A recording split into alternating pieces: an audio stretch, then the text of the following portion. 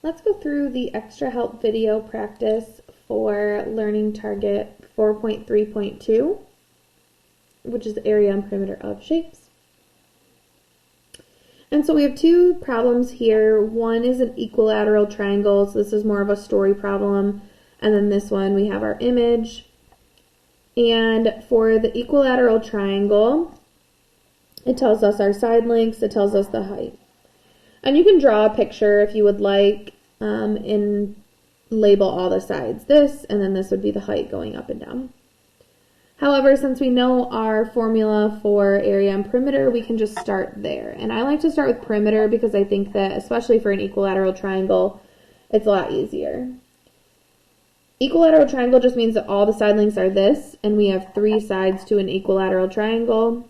So I just can take the side length and multiply by 3 to get my perimeter. I could do the same thing by just adding up all the like terms. So 12x plus 12x plus 12x, and then minus 9 plus minus 9 plus minus 9. But this way, if we distribute, we get 36x minus 27 for our perimeter.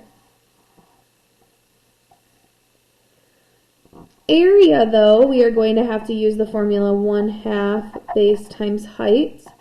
And if I plug in my values, I know that my base is this side length, so 12x minus 9. My height is this 4x squared plus 15. And when you're multiplying polynomials, you can use the distributive method or the box method, whichever is best for you.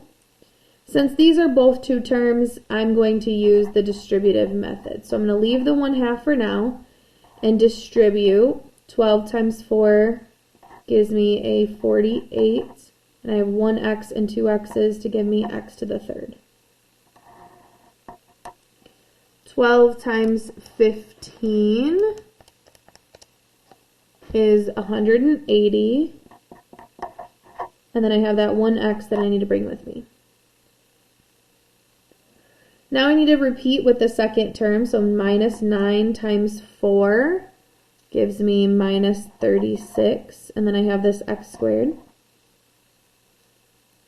And minus 9 times 15 gives me minus 135.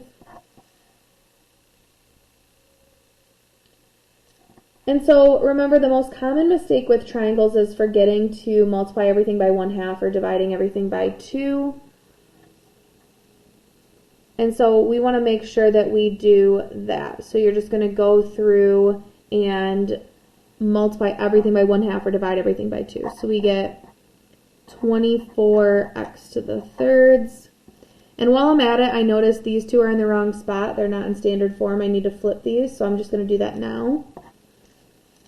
Minus 36 divided by 2 gives me minus 18. 180 divided by 2 gives me 90. And 135 divided by 2 is 67.5. You can double check that. 67.5.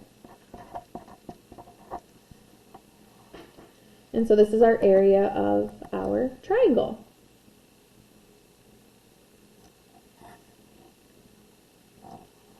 So we're going to go ahead and do the rectangle as well.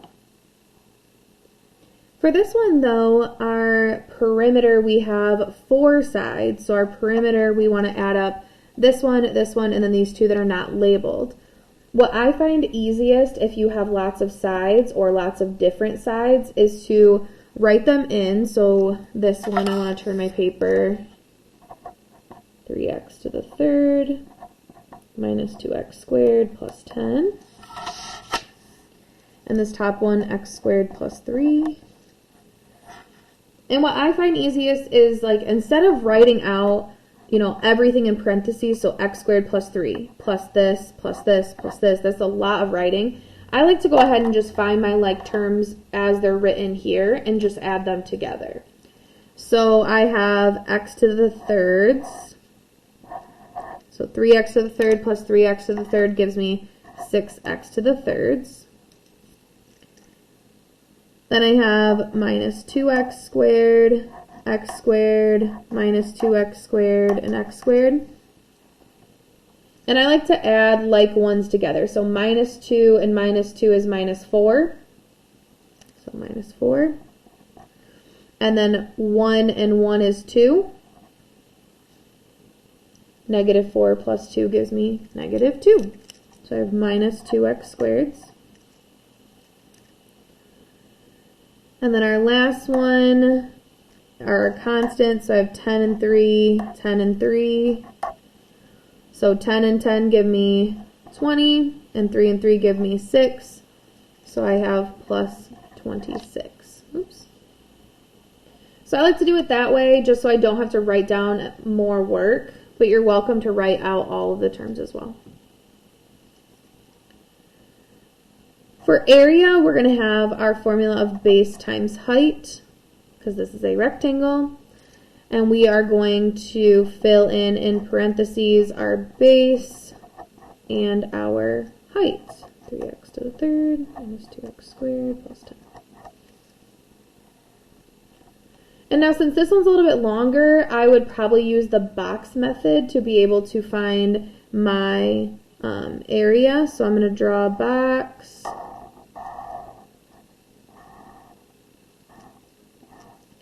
And fill in my terms.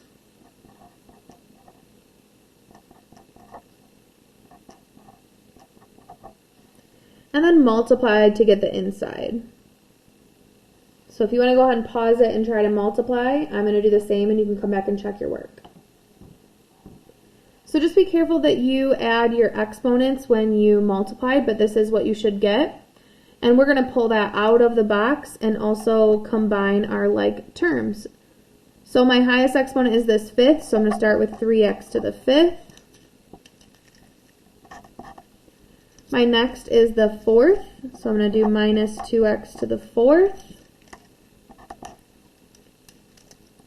plus 9x to the third. And then my x squareds are like terms, so I have plus 10 minus 6 to give me plus 4x squareds, and plus 30 at the end. And that is our area of our rectangle. I hope this extra help video helped you understand area and perimeter more.